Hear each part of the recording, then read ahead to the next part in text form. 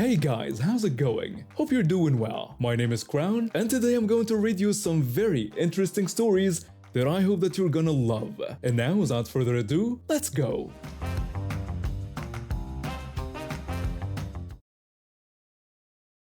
I moved out of my parents' house last year when I finally saved enough for my own place. It's a tiny condo, barely enough space for the essentials, so most of my childhood belongings stayed at home.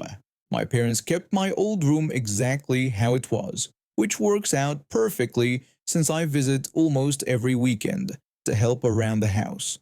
My room holds years of memories, but the most precious items are my collection of limited edition dolls displayed on a high shelf in their original boxes. My dad bought them for me throughout my childhood, and they mean everything to me. He worked in the United States while my mom and I lived in Canada, so we only saw him during his visits home. Those dolls were his way of showing love across the distance. Now some of them are worth quite a bit since they're collector's items, but I'd never sell them. They're priceless to me. I learned to be protective of my collection the hard way. A few months ago, my cousin brought her kids over, and despite my warnings, they got into my room and damaged some of my other belongings. Since then, I always tell my mom to keep visitors out of my space. This past weekend started like any other. I was home helping my mom when she mentioned some friends were coming over for tea. I was fine with that, planning to work on my laptop in the downstairs office while they chatted. When they arrived, I recognized most of them except for one woman who immediately stood out. She had this air about her, like she owned the place, looking around our home with judgmental eyes. My mom introduced me to everyone and said I was her daughter, visiting for the weekend. The woman barely acknowledged me, but I noticed she brought along a little girl, maybe 5 years old. I reminded my mom about keeping people out of my room upstairs. She told me that no one would bother my things. I settled into the office and tried to focus on work, but I could hear the woman's loud voice carrying through the house. She seemed to have opinions about everything.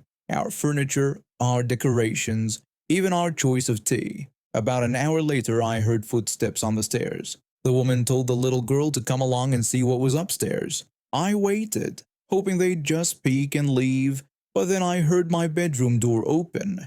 The woman said loudly about all the things in my room, saying it looked like a toy store.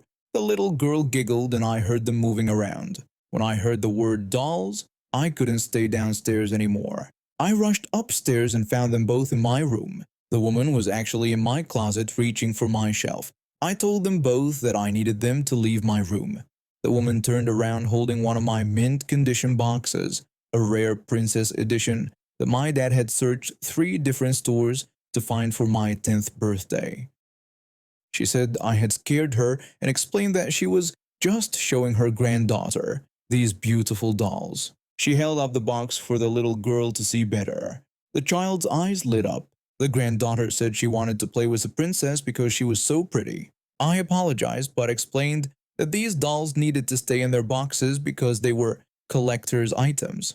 The woman looked at me like I'd said something ridiculous. She said they were just toys and asked what the point was of having them if no one played with them. I told her they weren't just toys to me and asked her to please put it back. She seemed irritated but handed the box back to me. I carefully placed it back on the shelf, my hands shaking slightly. The woman left my room, but the little girl started crying. The granddaughter cried that she wanted the princess doll and wanted to play with it. The woman told me that I could see what I had done by making her granddaughter cry over some old toys. I felt terrible about the crying child, but I wasn't about to compromise on this. I went to my old toy chest and pulled out some dolls I'd actually played with when I was a kid, ones that were already opened and showed wear. I offered these dolls to the child, telling her they were just as fun to play with. But the little girl wasn't having it. She kept pointing upstairs and crying about the princess doll. The woman just stood there with her arms crossed, looking at me like I was the worst person in the world. The woman lectured me about how when she was young, they shared their toys and didn't hoard them like dragons guarding treasure. I tried to explain that these weren't regular toys and had sentimental value. She dismissed my explanation, saying they were just mass-produced plastic and that young people don't understand what really matters. I tried to explain about the collecting culture, about how keeping them in mint condition preserved their value and meaning, but she kept interrupting me. She went on about how in her day toys were meant to be played with and complained that this generation was so selfish. The whole situation left me feeling anxious and violated. Even after they left my room, I couldn't stop thinking about that woman's sense of entitlement. She walked into someone else's home, invaded a private space, and then acted like I was wrong for having boundaries. When I talked to my mom about it later, she just sighed and said that's just how the woman was.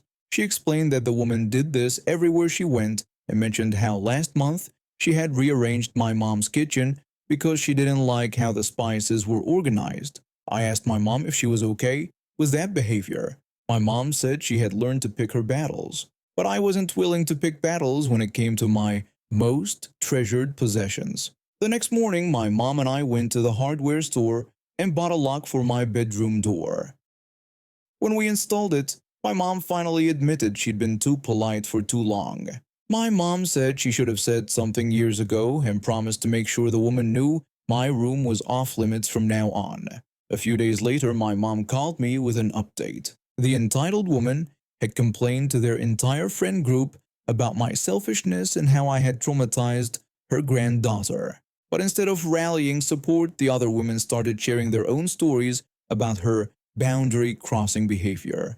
It turned out everyone had experienced similar incidents but had been too polite to speak up. One of the other friends happened to be married to a toy collector, and she explained exactly why my collection was valuable and why keeping items mint in box was important. The woman was so embarrassed by her ignorance that she actually called my mom to apologize. My mom told me the woman wanted to make it right and was offering to buy me a new doll for my collection. I told my mom to let her know that I appreciated the apology, but my collection was complete how it is. I never saw that woman again at our house. My friend was getting married, and even though we weren't super close anymore, I was excited when she invited me to her bachelorette weekend. We'd known each other since college, and while we'd drifted apart over the years, I still cared about her and wanted to celebrate this milestone. When the group chat started buzzing with plans, I knew I had to speak up. I sent a message explaining that I was on a tight budget and needed to know the rough expenses before I could commit to anything. I wanted to make sure I could actually afford to participate without putting myself in a bad financial spot. The other girls were quick to respond with reassurances. The maid of honor, who was clearly the ringleader of this operation, said they were thinking around $500 total. I did some quick math in my head between rent, car payment, groceries, and my loan payments. $500 was stretching it, but I could make it work if I ate ramen for the next 2 weeks. I told them that sounded doable and thanked them for being understanding. Everything seemed fine until we actually started booking things. First came the hotel and transportation costs, since we'd be drinking and needed rides. That alone came to $300 per person, but they decided the bride shouldn't have to pay her share, so the rest of us would split it evenly. I wasn't thrilled about the extra cost, but I figured that was fairly standard for bachelorette parties. The weekend arrived, and I'll admit I was looking forward to getting away from my cramped apartment and work stress. We checked into this fancy hotel that was way nicer than anywhere I'd stayed in years. The other girls were already talking about expensive spa treatments and designer boutiques they wanted to hit, but I kept my mouth shut. I'd budget carefully and stick to the free activities. Our first night, we went to this upscale restaurant that had cloth napkins and servers who described every dish like it was a work of art, while the other girls ordered multiple appetizers, steaks, and wine. I studied the menu like I was taking a final exam, looking for the cheapest option. I finally settled on a basic pasta dish and tap water. The conversation flowed and I actually started to relax. Maybe this weekend would be worth the financial stress. Then the bill came. One of the girls grabbed it immediately and pulled out her credit card. She told us not to worry about it and that she had it covered. I was relieved but confused. That was incredibly generous, but also unexpected.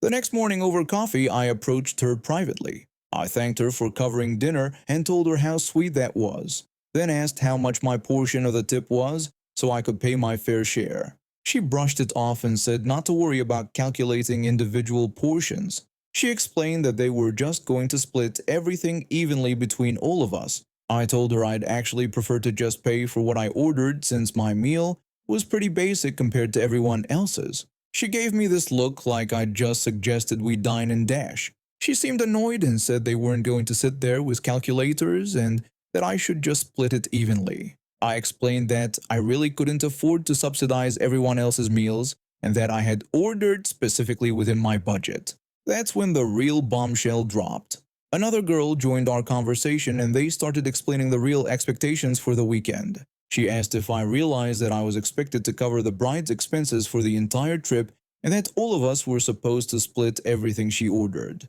I asked what she meant because nobody had mentioned that when we were planning this. She responded by asking why else I would come to a bachelorette party, saying the whole point was to treat the bride. I explained that I understood getting her dinner one night or covering some drinks, but that they were talking about her entire trip. The second girl pointed out that the bride had been ordering the most expensive things on every menu, plus multiple cocktails and premium drinks. She asked if I had seen her tab at that rooftop bar yesterday. My stomach dropped. The bride had been living it up, ordering top shelf everything while I was calculating whether I could afford a single beer. And apparently, I was supposed to help fund this luxury vacation.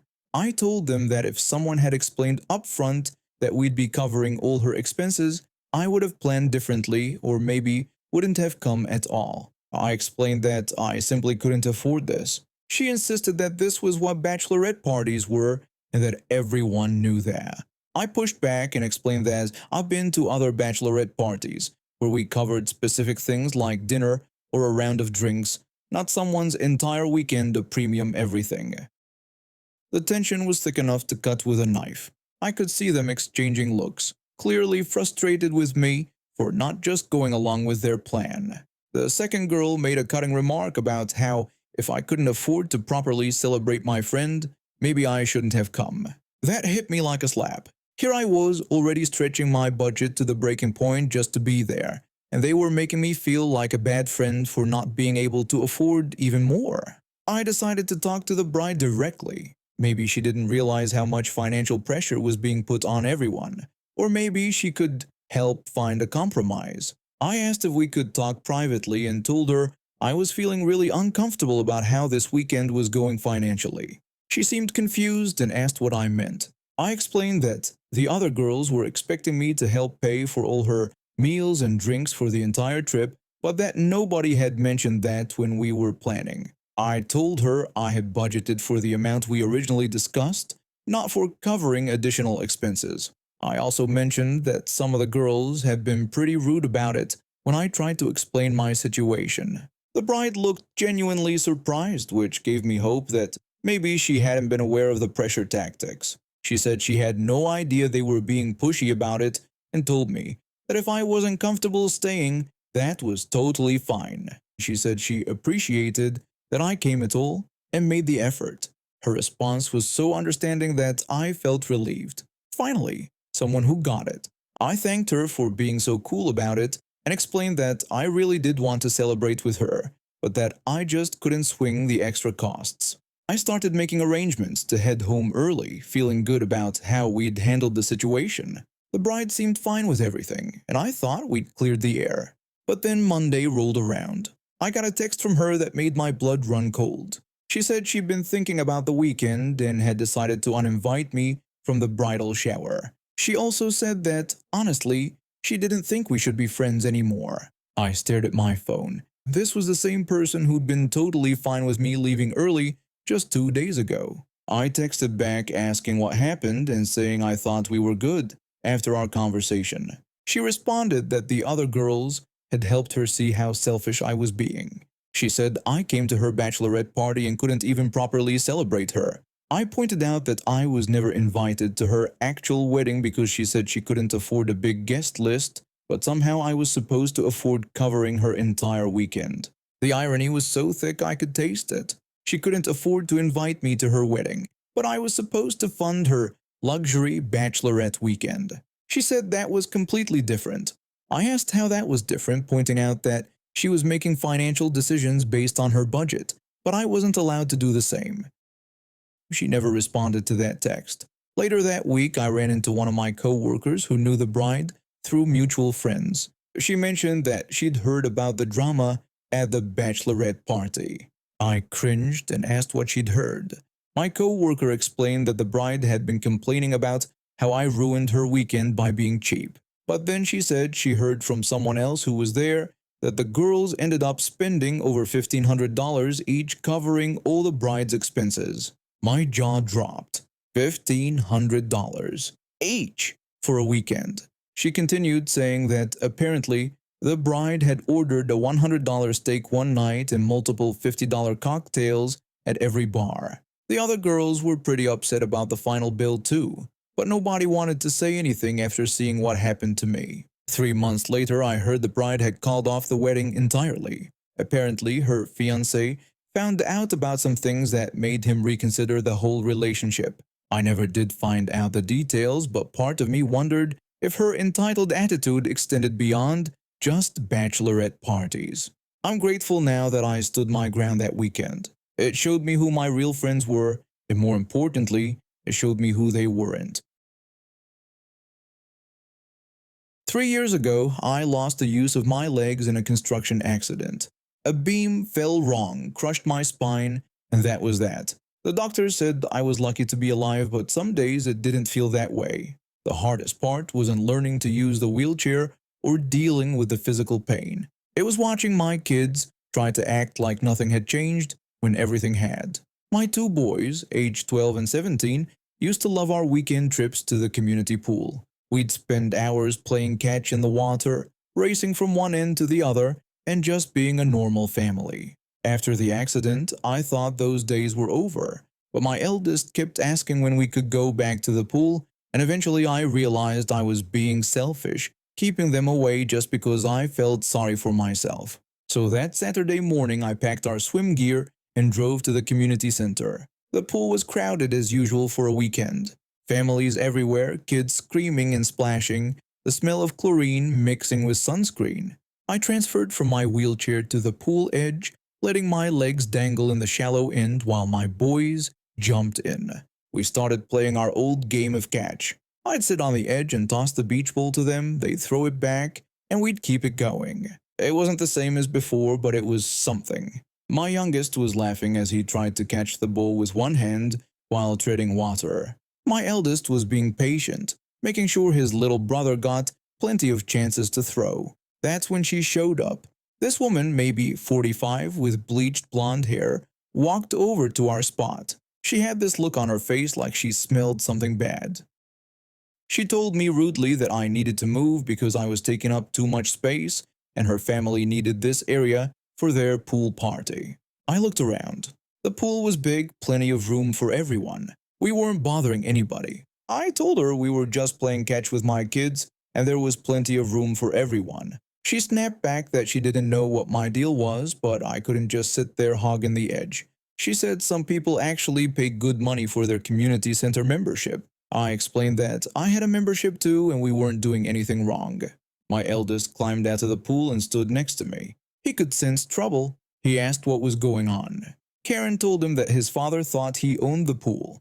She said that just because I was in a wheelchair didn't mean I got special privileges. The way she said wheelchair made my stomach turn, like it was a dirty word. I told her that we were just playing a quiet game and not hurting anyone.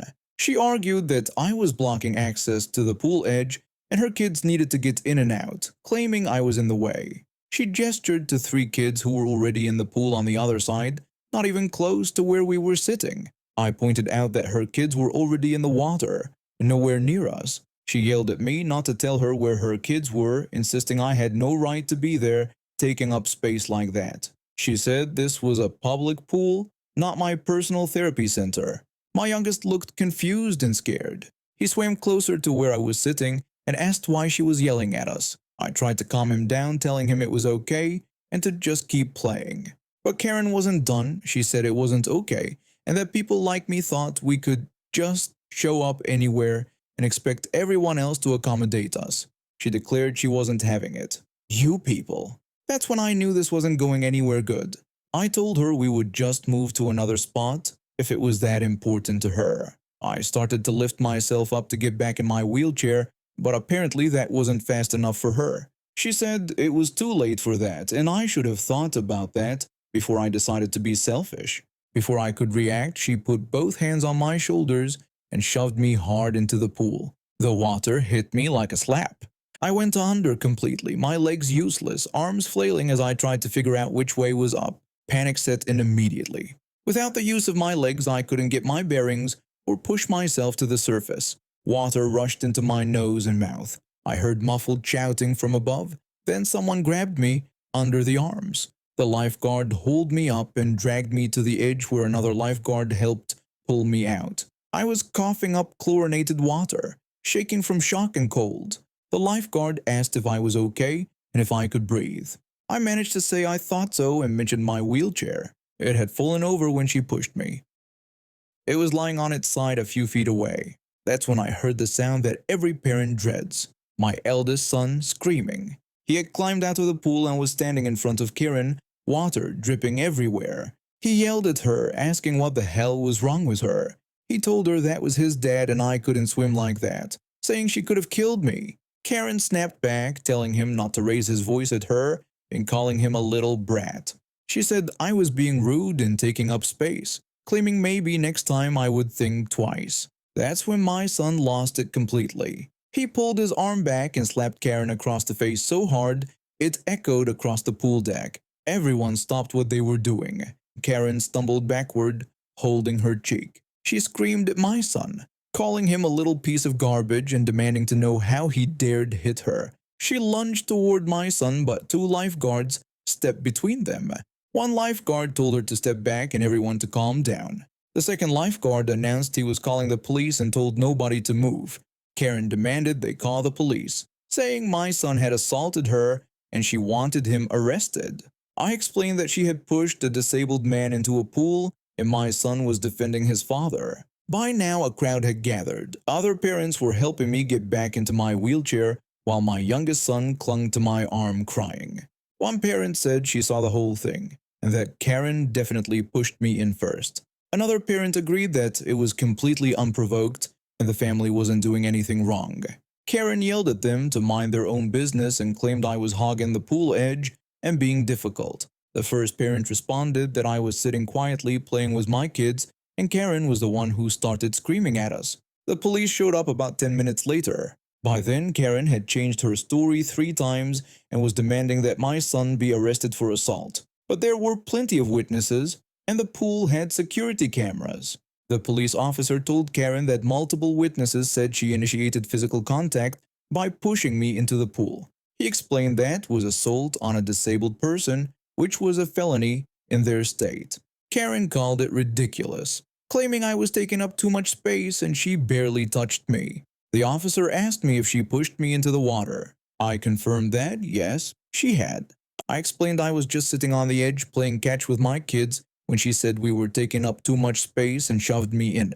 I told him I couldn't use my legs, so I couldn't swim properly. The officer looked at Karen with disgust and told her to turn around and put her hands behind her back. Karen said it was insane that they were arresting her because of some disabled person who thought he owned the pool. She used a horrible slur that made even the cop wince. The officer announced she was under arrest for assault on a disabled person and creating a public disturbance. When they put the handcuffs on, Karen kept screaming about how unfair it was and how she was going to sue everyone.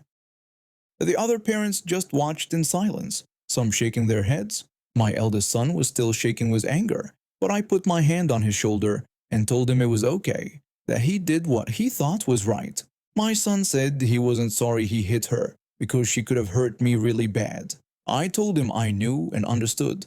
The lifeguards helped us gather our things. Several other families came over to check if I was okay and to tell us they were sorry we had to deal with that.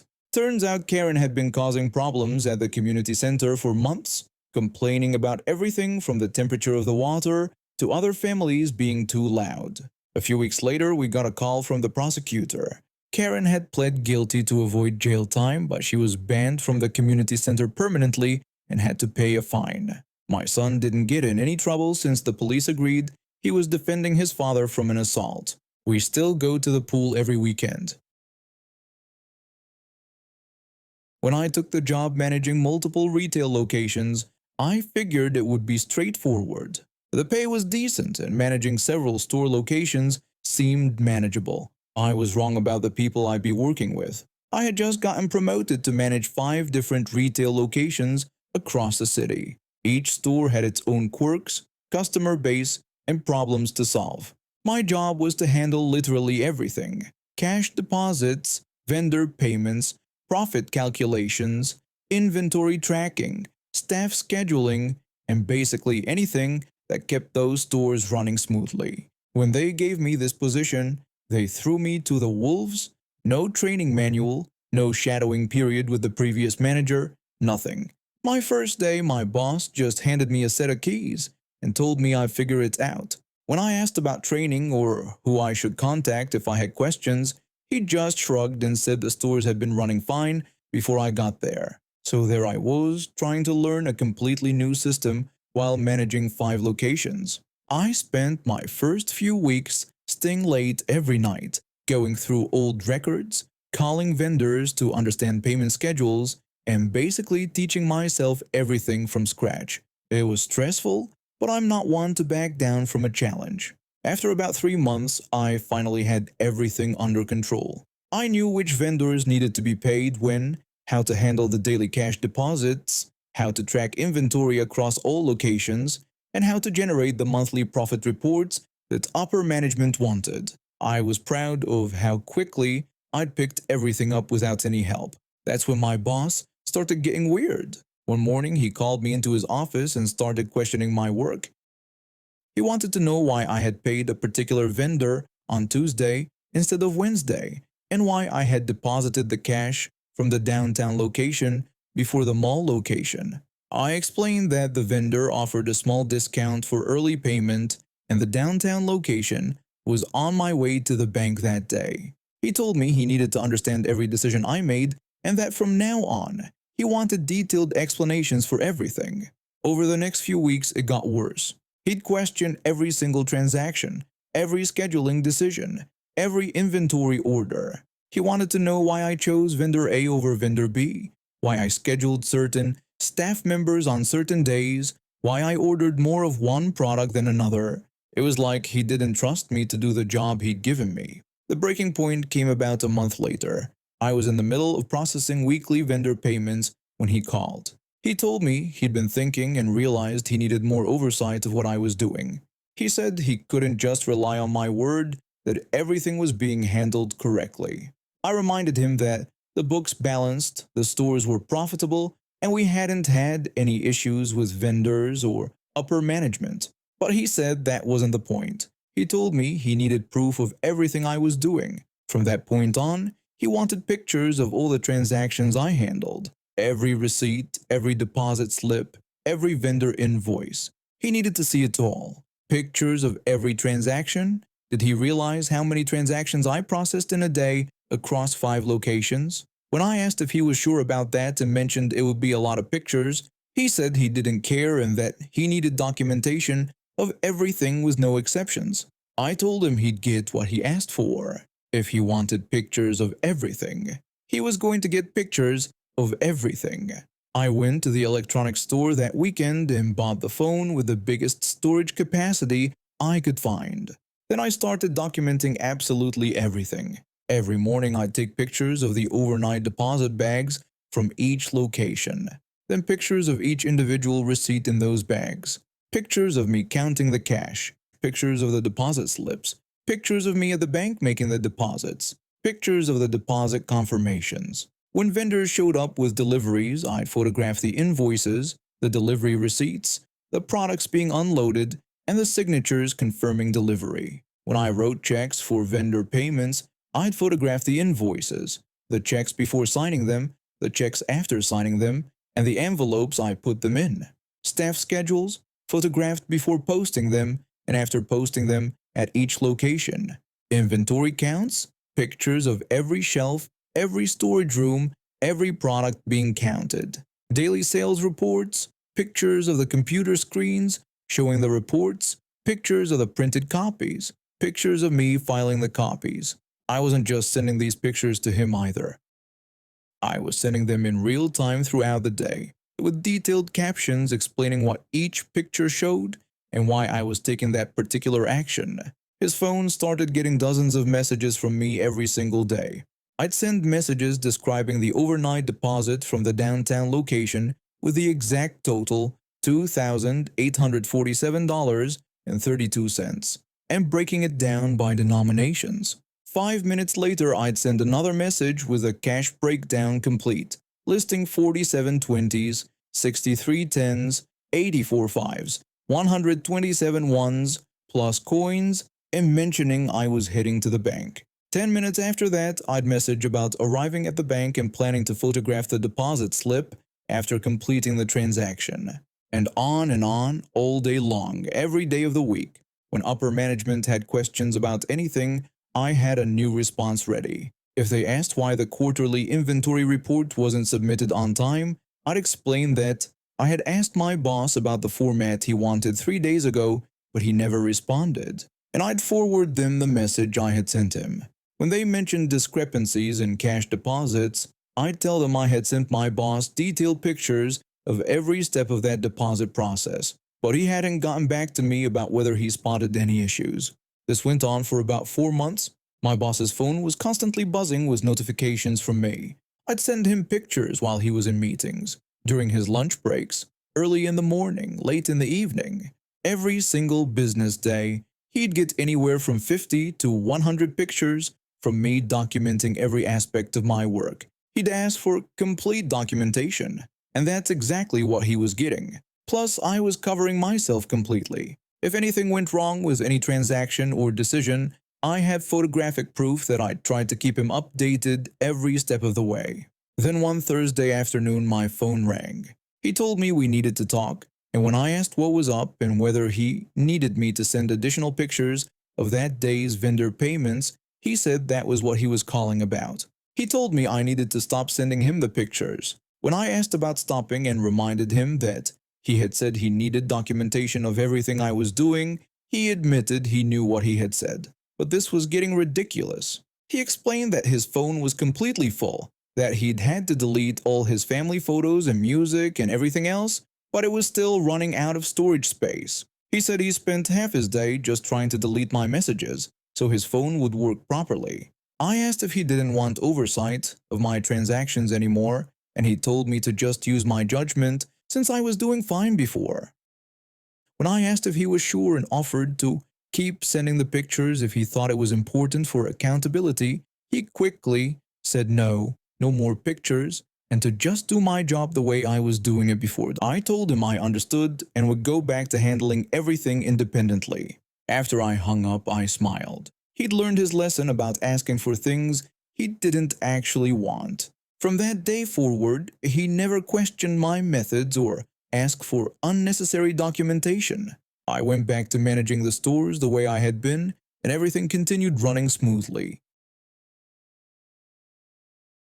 When I was 15, I started my lawn mowing business because I needed gas money for my beat-up Honda Civic and didn't want to flip burgers at McDonald's like half my friends. What began as mowing a few neighbors' yards for $20 each quickly grew into something bigger. By my junior year, I had about 15 regular customers scattered around our neighborhood and the next one over. My setup wasn't fancy, just a decent push mower. My dad helped me buy a gas can and my mom's old gardening tools. But I was reliable, showed up when I said I would, and charged fair prices. Word got around, and soon I was booked solid most weekends during mowing season.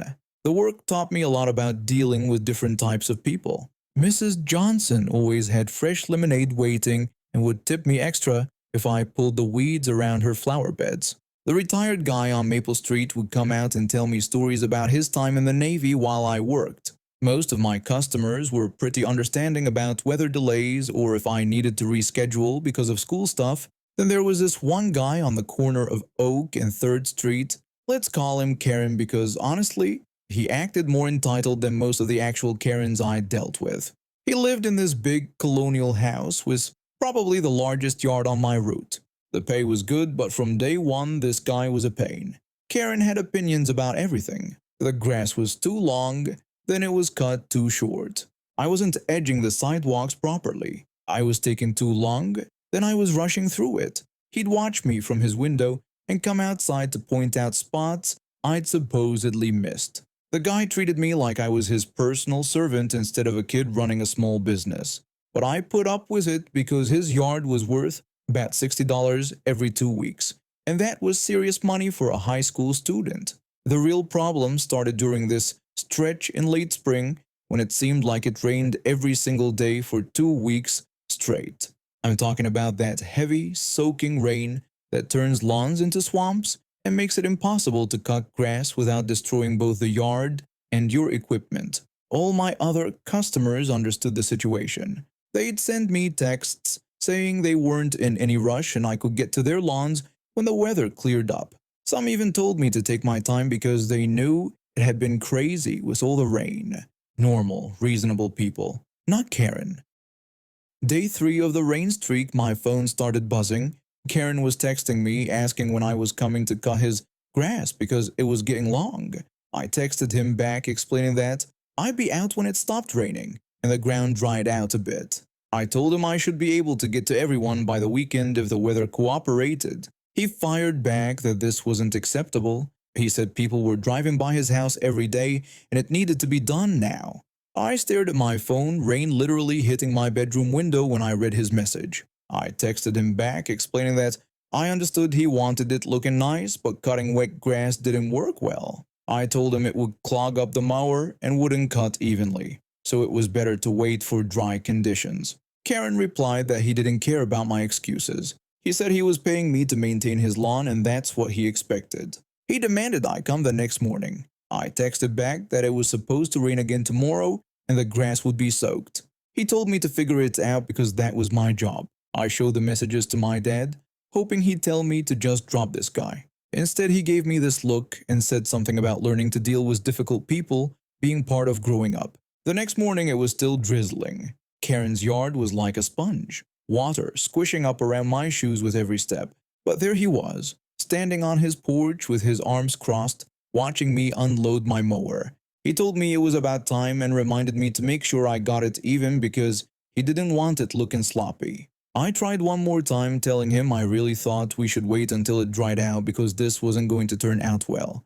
He said he didn't ask for my opinion and told me to just do my job. So I fired up the mower and started cutting. Within the first pass, I knew this was going to be a disaster. The wet grass was clumping together and sticking to everything. The mower deck, the wheels, my shoes. Instead of being cut cleanly, the grass was being mashed down and torn. Chunks of soggy grass were flying out and landing in uneven piles all over the yard. Every few minutes, I had to stop and clean the clumps out of the mower so it wouldn't stall completely. The whole time Karen was pacing around his porch, occasionally yelling directions at me. He kept pointing out spots I'd supposedly missed and asking why it was taking so long. He complained that his neighbor had gotten his lawn done the previous week. I wanted to yell back that his neighbor probably had the sense to wait for decent weather, but I just kept pushing the mower through the mess. After about an hour and a half of what should have been a 40-minute job, I was finally done. The yard looked absolutely terrible. There were uneven patches where the mower had scalped the grass, clumps of wet grass scattered everywhere, and long streaks where the grass had just been bent over instead of cut. It looked like someone had attacked it with dull scissors while blindfolded. Karen came down to inspect my work, and I could see his face getting redder by the minute. He demanded to know what this was and said it looked awful. He accused me of completely ruining his lawn. I reminded him that I had told him this would happen if we cut it wet, explaining that grass needs to be dry to cut properly. He told me not to blame him for my sloppy work and demanded I fix it right now. I explained that I couldn't fix it right now because it needed to dry out first, and then the grass needed to grow a little so I could even it out properly. He said this was unacceptable, and that he wasn't paying me for this disaster. I told him that was fine, but I wasn't coming back to fix it until the weather was right for mowing. I packed up my stuff and left while he was still yelling about how unprofessional I was. The next 2 days were sunny and dry, which made everything worse. When the grass dried out, all those bent-over patches became visible from space. Karen's yard looked like abstract art. Random patterns of long and short grass, dead brown clumps scattered around, and weird bald spots where the mower had dug into the soft soil. Since his house was right on the corner of two busy streets, everyone in the neighborhood could see this mess. And everyone knew it was my work because I was the only kid doing lawns in that area. My phone blew up with messages from Karen demanding I come back and fix it immediately. He threatened to tell all my other customers how terrible my work was.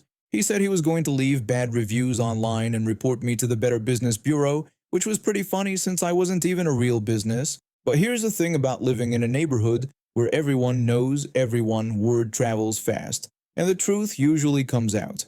Mrs. Peterson, who lived next door to Karen, called my mom to ask what had happened. When my mom explained the situation, Mrs. Peterson started laughing. She told my mom that Karen had been complaining about something every single day for the past month. She said that last week he had yelled at the mail carrier for walking on his grass. She mentioned that several neighbors had watched him standing out there forcing me to mow in the rain.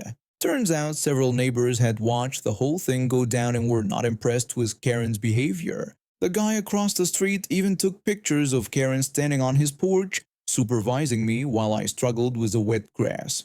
When I finally came back a week later to fix the mess, I made sure to do the most thorough job I'd ever done.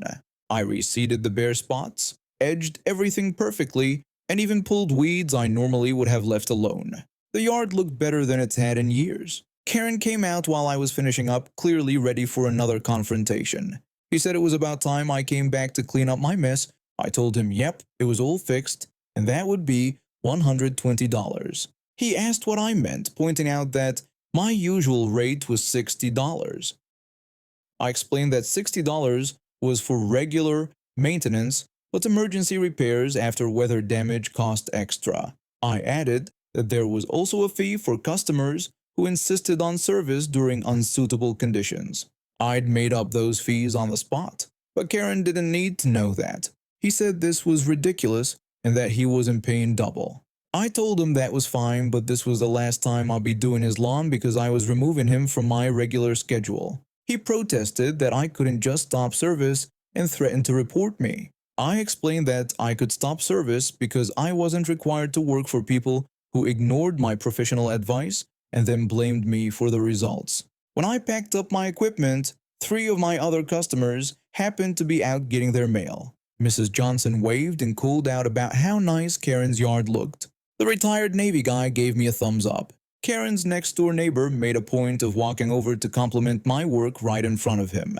Karen stood there getting redder and redder when it became obvious that the whole neighborhood knew exactly what had happened and whose fault it really was. I never did get paid for that disaster job, but it was worth it. Within a month, Karen had hired and fired 2 different lawn services. Last I heard, he was mowing it himself and doing a terrible job. Meanwhile, I picked up 3 new customers who specifically mentioned they'd heard I was professional and stood up to unreasonable demands. And now we have reached the end of today's stories. Thank you for watching, and see you next time.